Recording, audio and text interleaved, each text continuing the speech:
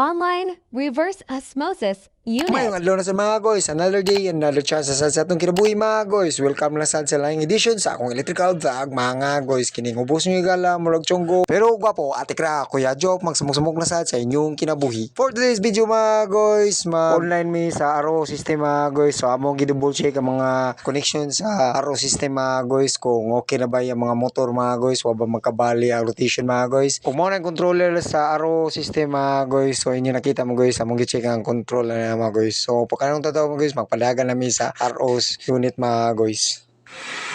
So naganda lang row backwas position. So napila ni. So mo ni magic.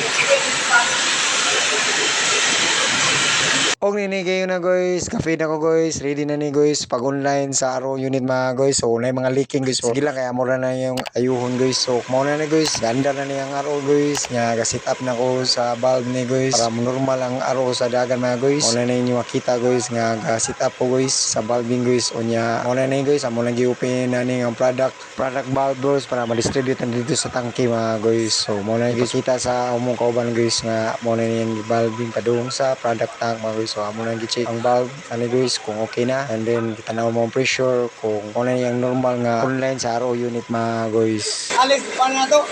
Paano na sa ito pa? Oh. Okay, okay.